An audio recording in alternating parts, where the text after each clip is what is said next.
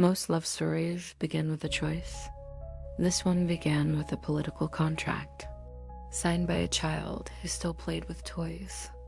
In the Middle Ages, marriage wasn't romance. It was strategy, and sometimes the people sacrificed for those strategies were children, too young to understand the power their tiny lives suddenly carried. One of the most haunting stories is that of Isabella of Valois, the child who married a king twice. She was 6 years old, small, quiet, her feet barely scraping the floor when she sat. But England and France were desperate for peace, and the men in charge agreed that the easiest way to secure it was simple: trade a child for a kingdom. In 1396, Isabella was led into a throne room filled with strangers. Her groom, King Richard II of England, 29 years old. Witnesses said she trembled and cried softly during the ceremony, not because she understood marriage. She didn't, but because an entire country was staring at her, expecting her to bring peace simply by existing. Richard treated her kindly, almost like a daughter, but kindness didn't erase the truth. Isabella had just become the Queen of England before she even understood what a queen was.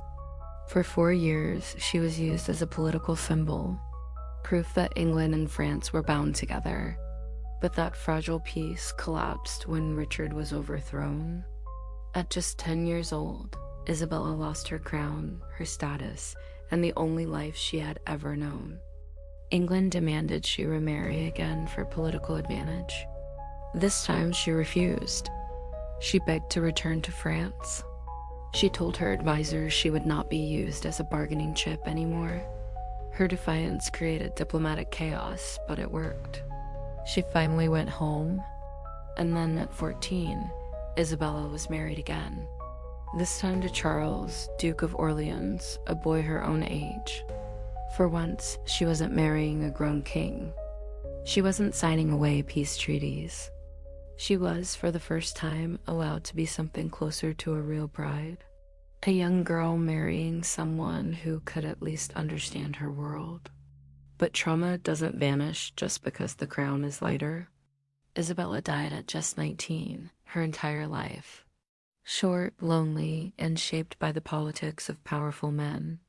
Was defined by 2 marriages she never truly had the chance to choose.